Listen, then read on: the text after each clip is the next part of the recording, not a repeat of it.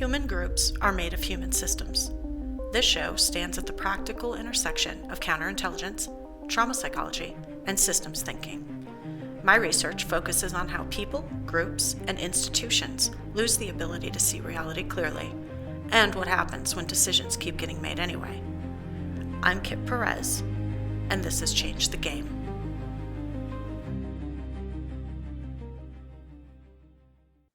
Today I'm talking to a guy we'll call George G.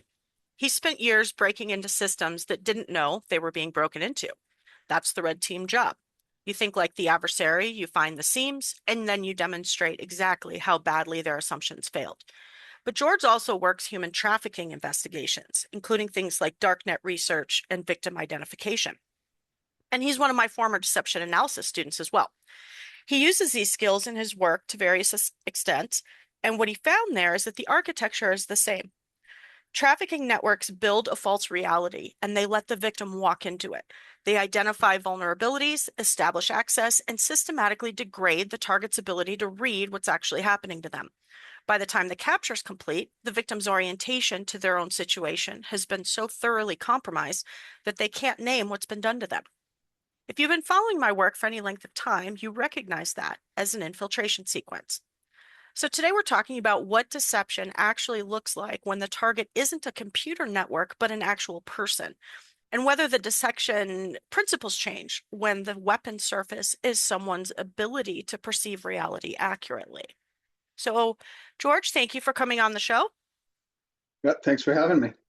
Thanks for having me. So, talk to me about, let's get into the trafficking recruitment first. Well, actually, you know what? No, let's save that.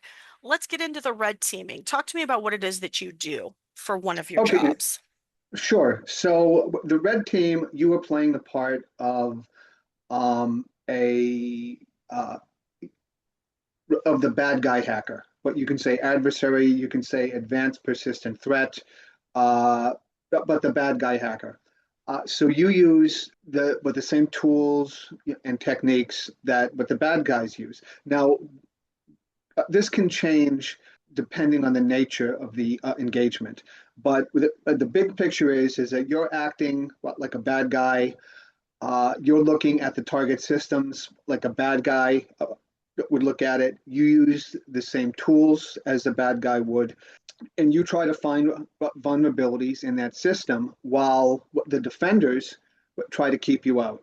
Now, in in the corporate in the government world, it works a little different than it does if I was a real bad guy hacker, in that someone on the opposing team knows that you're doing that. With respect to the defenders, if they know, of course, they're trying to keep you out. So they're looking for certain network indicators, maybe certain types of packets, maybe certain type of programs running, and you're trying to avoid um, their detection of you. It's a war game. Yes, yes, yes, exactly. A lot of times we say for the bad guy, it's easier because we just have to find one vulnerability that lets us get in. We just have to find that one spot. The good guys have to watch every single thing. And so if it's a huge network with several firewalls and a bunch of antivirus and advanced threat defenses, they get a lot of alerts throughout the day, even when a red team or the bad guys are not trying to get in, because they have their tooling configured a certain way.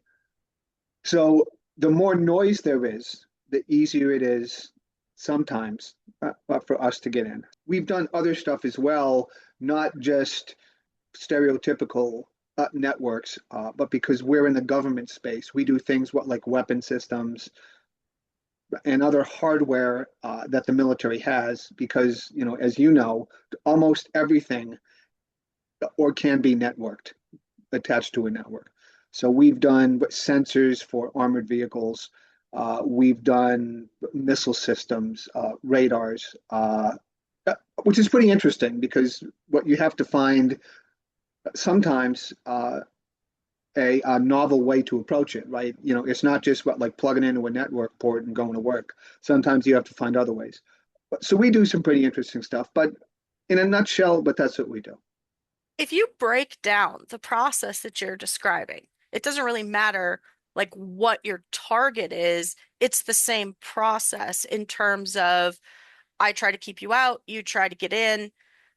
But now let's kind of extrapolate that to your human trafficking work, where you're doing this darknet research and you're doing victim identification, you're doing some of these investigations. It's the same process, is it not? It is very similar. It is very similar. Um, we can talk about trafficking and the exploitation of a victim from a few different perspectives. Whether it's an adult trying to get another adult, like someone trying to get their partner into trafficking, or is it an adult trying to exploit a child? Well, So before you even go any further, let's back up because I think a lot of people have this stereotypical idea of when you use the phrase human trafficking, somebody conjures up this idea of whether it be getting snatched out of the bushes and sold or whether it be, and talk to me about what human trafficking really is in the present day. Okay, I'm going to talk about it from the United States perspective because it looks a little different overseas, right? In the United States, you can look at what like sexploitation of minors on what like gaming platforms, what the grooming, what can start there, and that can lead to trafficking. But one of the biggest things that we see, at least here in the States, is either a teenager or an adult that gets brought into the sex industry. And this could be either prostitution on what the city streets, which is usually advertised online, or it could also be making videos for a OnlyFans page, or making videos that are shared on Telegram, or the darknet. There's a couple different ways, but if yeah, I mean, let's just say but street prostitution, right, for now. What that can happen in a number of ways. That could be familial, where it's someone like the mom is addicted to drugs and she sells her son or daughter to someone for sex, so that she can buy more drugs. Or it could be, a pimp who, and these guys are experts. And I say guys because 99% of the time, it's a guy who's a pimp, even though females can be pimps. And they know how to go online or how to go to the shelters in their city, in their town. They know how to find vulnerable youth, or someone else who's vulnerable, and they know how to exploit them. And hey, I've got a place for you to stay, and it all. Most of the time, it starts off nice, right? I have a place for you to stay. I can give you some money. I can help you out. But then, There's always a price. right. But there's always a price, and sure, but sometimes it's but sooner, sometimes it's later. But what you're always going to get to, okay, I shouldn't say always, but most of the time, what you get to that place where, hey, I need you to do this for me, so I can keep helping you. So I can keep supporting you. So what they are experts at, exploitation. Um, I I think you and I discussed that, at one point there's a book that's sold on Amazon that teaches struggle for a word. But if someone wants to be a pimp, there's an instruction manual that I believe is still sold on Amazon. And of course, there's Instagram pages where pimps have followers to what teach other would be pimps how to spot vulnerable girls, how to exploit them, how to You're with the describing a structural recruitment sequence. You're describing an actual structure that exists. It is a loose structure, but I would agree with you. Yes. Each different type may be a little bit different. Maybe the approach is a little different, but the overall structure is there. I mean, we could call it what the honeymoon phase, right? Where, hey, I see you down on your luck. It's always going to start off nice. So you've got that side of it where they're looking at vulnerable populations, kids in Mhm. trouble, things like that. But we've all heard of the stories where it's a normal girl who goes to school and she's got friends and she's got extracurricular activities and she is being trafficked by someone and her family has no idea that this Yes, is happening. And I yes. think that's really the dangerous part for the quote unquote average parent who is thinking, okay, well, my child isn't homeless, they're not a runaway, they're not at risk.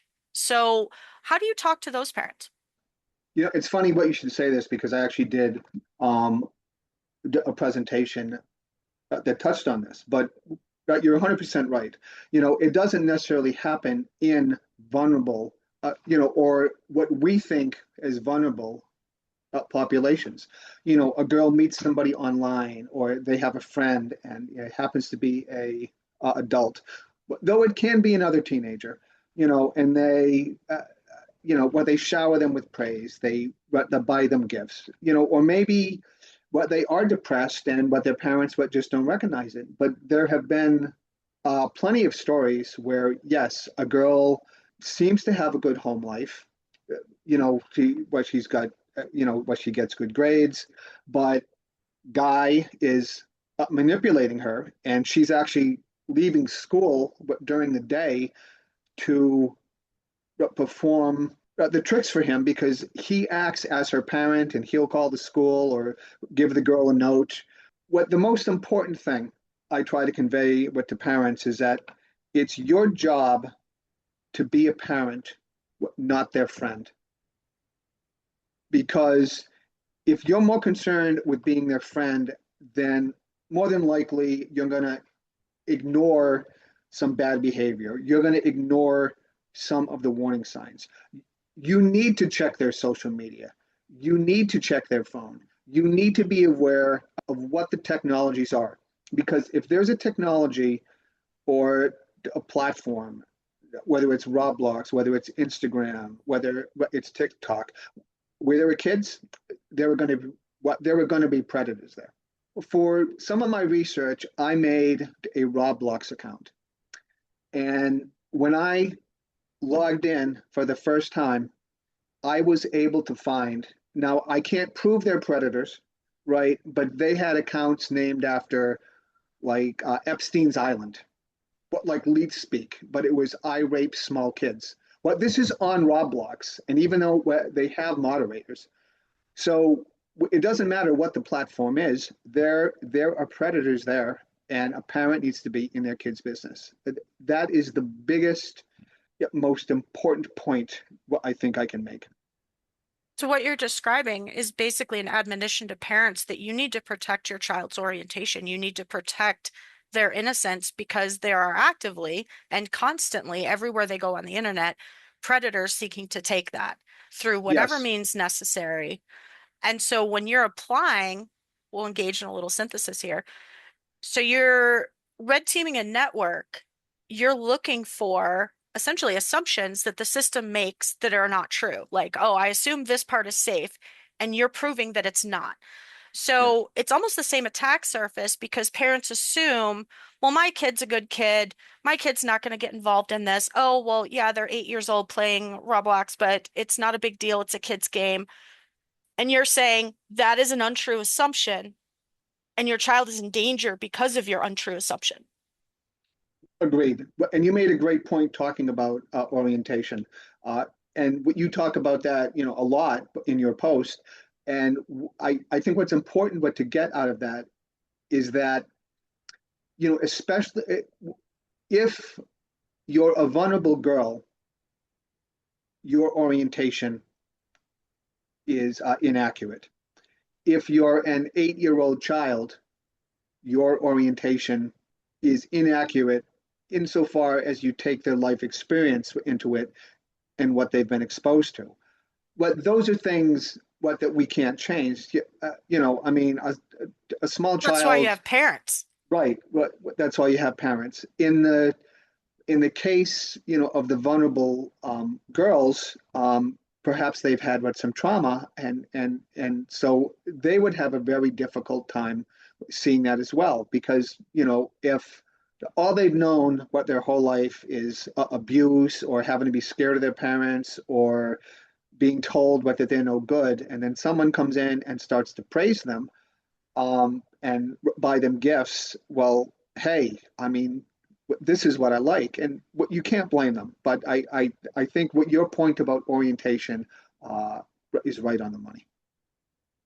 Now, in order for you to do this job, you're having to spend extended time, emotional investment to some extent inside these environments that are designed to distort.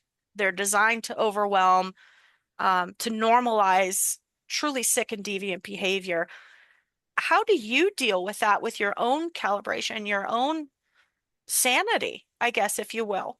As I've shared, I do this part time on a volunteer basis. So, unlike some people who do this full time, I don't get tons of exposure to it. When it comes to orientation, and you did mention the normalization of it, you have to pay very close attention what to your feelings, to what your perspective. Um, I take frequent breaks. I mean, there are some times where I am reading a post or if I'm just doing research, and like I'm reading a book with a victim account. Uh, but sometimes I can only read one or two sentences, and I have to take a break. I mean, it just hurts. It hurts. But to hear the victim account, um, it hurts sometimes when you see the type of things that a perpetrator, that a exploiter, that a pimp says, because uh, you know many times they try to dehumanize what the victim, right? Oh, she's a dirty whore. She's a slut. Just it. I pay very close attention what to where I am, and if I think I need to take a break, I take a break. I have people that I can talk to. The people that do this full time for organizations, they normally have a full time. Like a mental health provider on Yes, staff. yes, yes, yes, on staff. Um, and a lot of them do not do it for an entire career. There is a burnout in there. Well, there is a burnout, and I can totally understand that. I mean, if you looked at the worst of the human condition for 8 hours a day, 40 hours a week, uh, you would reach a point. I think any of us would, where you say enough is enough. And if that's not happening, um, you should definitely seek help, because I don't think that people should be doing this for an entire 20 or 30-year career. Yeah, I also seek outside feedback, because sometimes another person's perspective um, is a little bit more accurate than yours, and that can be very helpful. I know that when I first started as a trauma counselor a couple years ago, I had a therapist that she wasn't my supervisor, but she was more like a mentor at the time.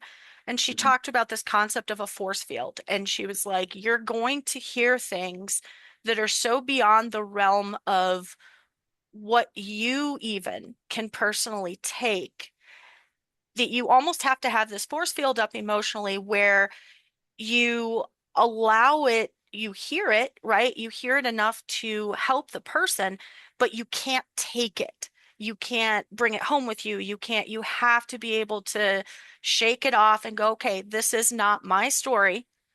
I'm going to do what I can. And yet, still, you have to remain a certain amount detached, I guess. And I am ashamed to say that I ignored her. And about a year in, I burned, totally crashed and burned because the stories that I was hearing were so horrific. I have real human beings sitting in front of me telling me the most horrific things. And when you start to realize the depths of what humans, the creativity maybe is a better word, the creativity that humans have when devising horrific things to do to each other. What, It to, what, it yes, ruins totally you agree with you. if Yeah. you do not have a system in place. And so I'm really glad to hear that you do have a system where you're like, okay, I have to manage myself. It goes back to that thing we talk about all the time. Got to put on your own mask first, right? And so from that experience of burning out, I had to put things into place. Like, okay, I'm only going to see X clients in a day. I'm only going to see X clients on certain days of the week or whatever. And I have to bake that time in for recovery. And it sounds like that's what you're having to do as well. Yes, yeah. I mean, it's a little easier for me because yes, yeah, I'm doing it part-time. So, there are some weeks where I'm busy with work or with family things or that, I don't have time, and that's good. It helps me kind of move on or focus on healthier pursuits. Yeah, I agree with you. I think but the creativity is an unfortunate but accurate term. Sometimes I'll be reading a account, and I'll be like, "This is what beyond the pale," but the next week or the next month, you'll read something worse, and you'll be like, "I can't, like I can't believe." What this is worse than the previous story that I thought was the worst, and Like, you're how like, did you even come up with this? What is in your brain that even thought this up, right? exactly. Do Uh, you notice across, you mentioned how the exploitation methods and approaches are similar, even if they're not identical. Are you noticing specific deception patterns? uh, you know, the more technology what that's out there, what the next platforms what that come up. I think on some level, the big picture of the approach is the same, but the individual, well, like back to red team, tactics and techniques change because each platform may be a little different, right? A platform may have certain protections in place, and but the bad guys have to find a way around that. They may, on some platforms they use emojis, which mean different things, and that tends to evolve as well. But just like speech, but just like what speech evolves, just like slang evolves, emojis evolve, and but the bad guys will try to match those techniques to the platform, right? Like if everyone's speaking in emojis and slang and certain types of slang, the bad guys are going to adopt that so that they can blend into the noise, but also, appeal to their victim. Because if I meet some girl in a bar, right, and I start speaking in 18th century Old English, yeah, in most cases, I'm not going to be very effective in Most, but finding not all. right, but finding a date. I'm not going to be very effective. So you have to speak in the same language, right?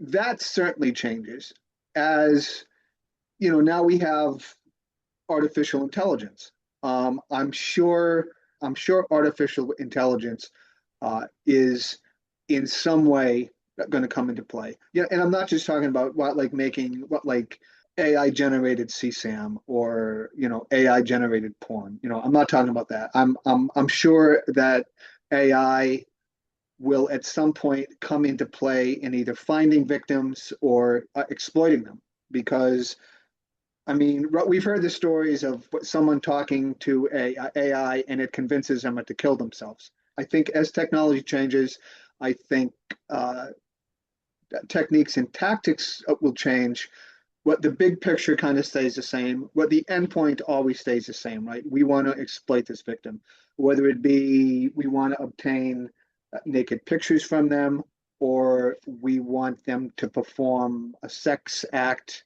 that we can use to further exploit them, or to monetize, or we want to abduct them, or if they're living with their parents, if they're if they're a school kid, I mean, we don't have to do anything. We just have to exploit them enough so that they'll do what we want, but we collect the money and they stay with their parents, which to me is an absolute nightmare. But I mean, we've read the stories, so we know what happens.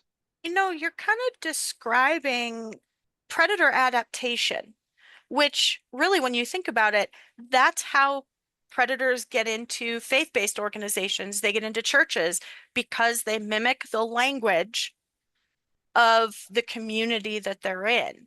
Same thing for coaches or piano teachers or any one of the thousands of ways that a predator can get to your child, which, to be fair, is a horrific thing in itself. I'm really bothered by the number of times that I've said the word horrific in this conversation, but it seems like that's the word that most matches. So Yeah, there it is. yeah, yeah, But yeah. I think you talk use to me that, and I about that use, adaptation. again, with that comes down to the situation, that comes down to the technology. Obviously, what you were going to try to speak, as a predator, what you want to adopt as much as you can, but the same language, the same mannerisms, the same. What you want people, but to look at you as if you're not a predator. Well, for sure. At least if it comes with the infiltrating an organization. Now, when it comes to like prostitution, you want people to know you're a pimp, right? You're not hiding that, except when you get arrested, and then and then what you're doing, what the song and dance about. No, I'm just trying to help them, but at that point, what the victim is so has bought in, what to the lifestyle that it's very hard, um, to get them to press charges. Well, But for it a sounds faith like what based, you're saying is you want, if we're gonna kind of jump over the fence and become predators for a moment, what I'm looking to do is, first of all, take advantage of the improper orientation that comes by nature of being a child. Take advantage of the improper orientation that comes from a parent not paying attention, mm-hmm, choosing, like you say, the friend model as opposed to the parent model. And then I'm going to further degrade that orientation by leveraging these vulnerabilities that I'm finding. And essentially, it's like a form of red teaming. I'm looking for the holes, I'm going to use them, except I'm not going to tell you afterward how to fix them. exactly. And a lot of this comes down especially in an organization, to social engineering, right? You know, or how to say something, when to say something, what actions to take. And yes, what you're looking for those with vulnerabilities, or if there's not a vulnerability, maybe you can make one. Maybe you can convince, and as you mentioned, it comes down with the orientation. But for a child, I think it's very tough, to have a correct orientation. And this is natural, right? Because as we grow, we're maturing, we're becoming more wise, and we learn new things. So a child really can't be blamed. Um, I know I 65-year-old people who have blindingly horrible orientation. So, how could I possibly expect an 8-year-old or a 14-year-old or a 20-year-old, right? I right, don't right, have completely correct orientation. Like we were talking about kind of in the pre-show, that is a constant process that you're yes, actively and purposefully engaging in. And without that intentionality and discipline, I talk about those two terms all the time, you're not going to have it. So somebody who doesn't even understand the concept, how right. are they supposed to engage in it meaningfully? So No, again, that no, goes back to the parents. yes, yes. I would say, in most cases, most people don't use the term orientation on a daily basis, but to describe how they interact with the real world and how they perceive things. So, and that's not their fault, but that's not their fault. I mean, but maybe you can call it being self-aware, maybe you can call it, but discernment, but maybe you use with some other term. But certainly from the parents' perspective, do your research, get in your child's business. And as we talked about earlier, especially in the faith-based organizations, sometimes what this makes it easier for predator, because as we discussed, as Christians, we are told to forgive, uh, and to move on. And so to be a good Christian, right, you want to forgive. And I think sometimes that's performative because it's what's expected of us, and we don't want to be seen perhaps as rocking the boat, and that just makes it easier for the predator, right? Because oh well, but they forgave me, I will pretend to what to be sorry. I will do the bare minimum. I will give some statement, but perhaps vague, but checks the boxes and you know, maybe with that predator has to move on to a different organization. But because that predator was not held to account, and perhaps charges need to be filed, right? But they don't do that, or they want to sweep it under the rug. I mean, let's look at the Catholic Church and the scandal that they had for years because they swept things under the rug. We talked before the show about kind of this link between forgiveness and accountability, but also shame validation, because predators get in by offering validation, and Yep, unfortunately, there's a real lack of that in healthy ways. There's plenty of unhealthy validation going on, right? But I'm yep. talking about healthy parent-child interactions, healthy validation of their human value. So a predator offers that, but then the victim is shamed. They feel shame over what Yep. happened. They don't tell Yep. anybody. The predator goes on to do it again ad nauseum. Sure, sure. And then even sometimes, the victim does feel shame, but because of that, they may try to protect the predator by validating it. Well, I might have said that, I didn't tell mom and dad because I I didn't want to get in trouble, or I didn't Or want they them to get in did trouble. tell and Right. got ignored or It, minimized or it, dismissed or it, blamed or it, pick your poison. Yep. But that probably happens with just as often, as much as I hate to say it, because no one wants to believe as a parent, oh, I didn't see this. I was not aware of this. This cannot be happening but to us, right? This cannot be happening but to my child. Which again comes back to orientation, right? Right. Their orientation at that moment, at least, is very incorrect, way off target. And the reality that I think every parent needs to align to and calibrate to is that at every single given moment in your child's day, someone is trying to get to them in some way. I Every would time they say, pick up a phone, every time yep, they have a device, every time they're watching YouTube, yep, TV, name it. yep, yep. Well, because we are connected, 24/7.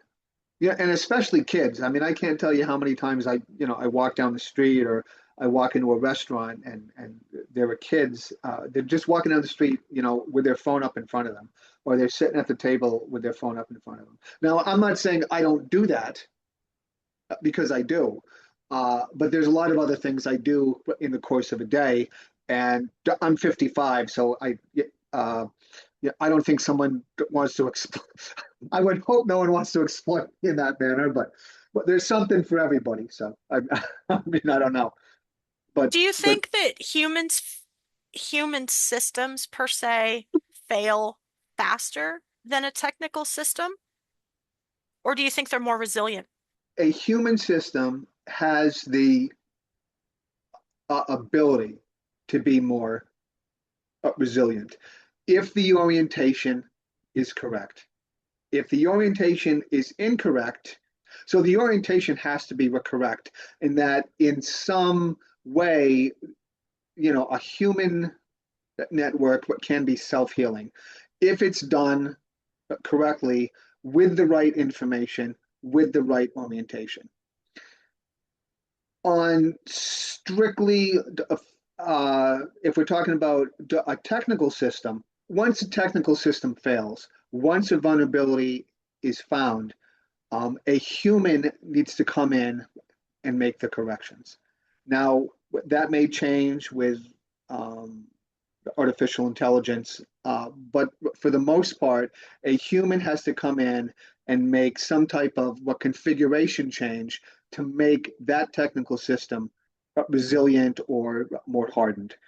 With a human system, it has the ability, provided it's done with the correct data and the correct orientation. It if it's done, strictly from an emotional perspective, where you're, kicking and screaming, but don't do this again. That's not helpful. Um, so the human system has the potential to be more resilient if it's done correctly. But does that make sense? It does. It does. Now, traffickers invest a lot of time in that grooming phrase that we talked about. Phase. I can talk today. Sure. Before they're actually moving into the coercion phase, before that coercion appears, they're grooming. They're setting this structure up so that the decisions are predictable and coercive.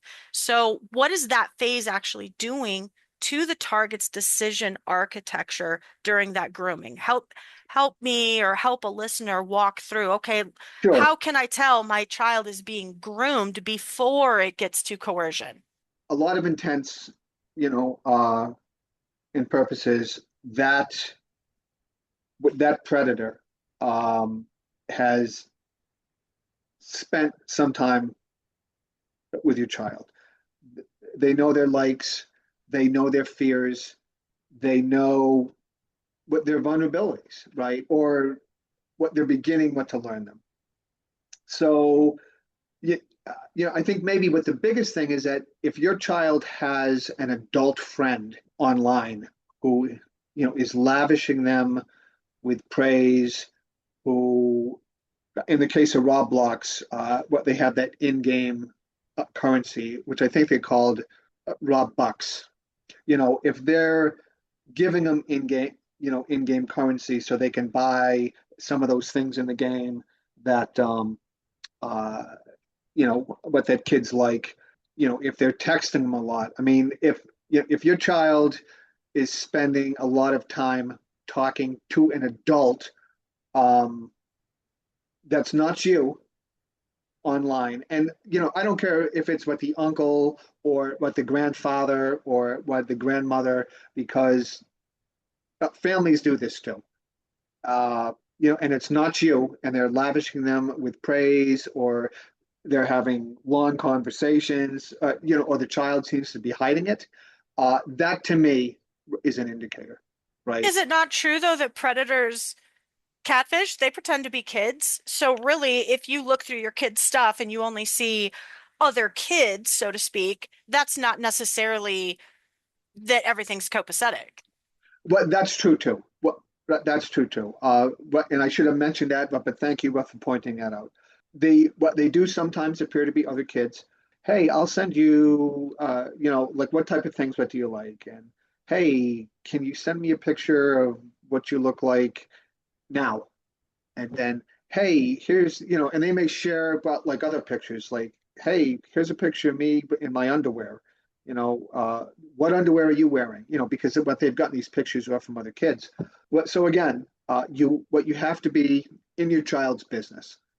What you're their parent, what you're not their friend, but you're not their buddy, but you're their parent. You can have a very good relationship with them. You're their parent first. You're not their gaming buddy first, or their best friend. But you're not your child's best friend. You're your child's best advocate, and that means sometimes you have to do things that are unpopular, like check their accounts, like check who they're texting, like what type of pictures are they sending back and forth. Is it labor intensive? Sometimes, sure. but unfortunately, that's the geography right now. That's the battlefield, right? But the battlefield isn't necessarily in your backyard, or as you mentioned, what the guy hiding in the bush, or driving by in a white van with candy. They don't. What that is physically dangerous now, No, or they're in or your home now. right. What they're in your home, they're on what your devices, they are talking to your kids, they're in school with your kids, right? Because what your kids what bring their phones there, they bring their devices there. Yeah, you what you have to do the work, and I wish that there was a easy button, but there is not. How do you, when you talk to parents or you give presentations or things like that, and you talk about this, hey, you need to not let your kid have privacy. How do you answer, which I'm sure this comes up, right? Where parents say, well, my kid deserves a sense of privacy. My child is an autonomous being and they should have privacy. Because let's be real, you've got schools telling kids, you don't have to tell your parents Jack. You don't have to tell them that you go by a different name, or you don't have to tell them this, that, or the other. How do you help parents, or what would you say to parents to combat that aside from pull your kids out and homeschool them, right? Right, right. I don't give up hope, right? I mean, you can repeat the statistics, you can share stories, you can point things out. You have to be honest, but yeah, I don't like to scaremonger either. Like, okay, well then, don't blame me when something bad happens, or don't say what you weren't warned, because but that's the wrong approach too.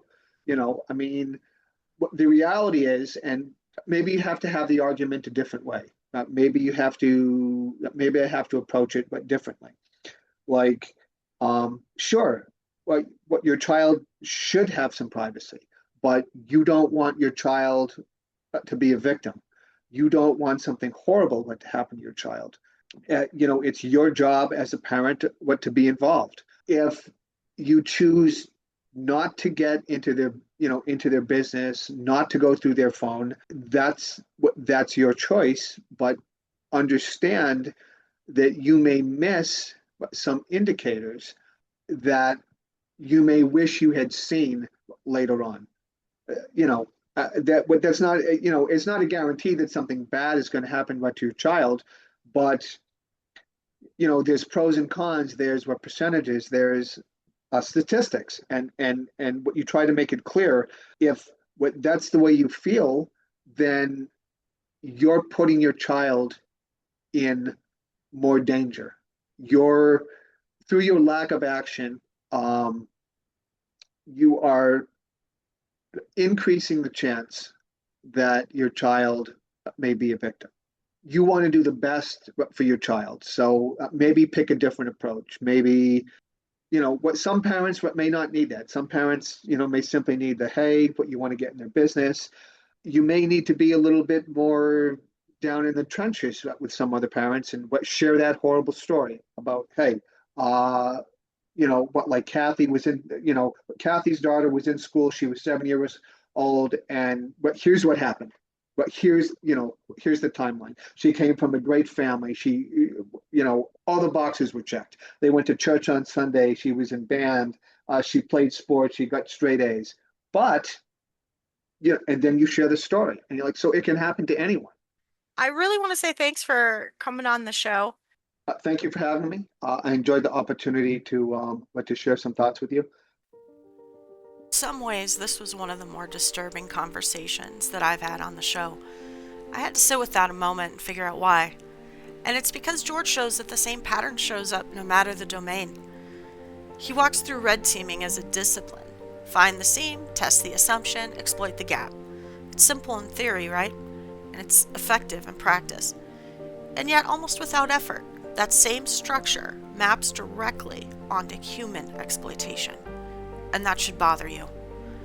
It means that the problem is the people, who are really systems made out of flesh and belief instead of code. They run on assumptions just as much as networks do. And those assumptions are predictable and exploitable. What you hear is that exploitation starts with alignment. The predator speaks your language. He mirrors your values, fits your expectations. Nothing feels off because everything is calibrated to not feel off. That's the method and the design. By the time that the coercion and the control happen, the groundwork's already done. The target responds to something they've accepted as real. People look at these stories and they try to find the moment that everything went wrong, but they should be looking at the moment things felt right for the wrong reasons. And George's experience reinforces something else. The initial access point is usually obvious in hindsight, and it's always rooted in assumptions that turn out to be wrong in a potentially deadly way. Red teaming a system and grooming a person both depend on the same thing: untested beliefs about reality. Predators find those untested beliefs, they lean on them, and they turn them into access against you and your family. The only real defense is disciplined perception, knowing that your read on reality is incomplete, expecting that someone will try to shape it, and building habits that force you to recheck what you think is true every single day. And if you're a parent, you have a gift. You have an innocent, beautiful gift who is relying on you for protection. You have their whole adult life to be their friend. Right now, be their parent. This has been Change the Game.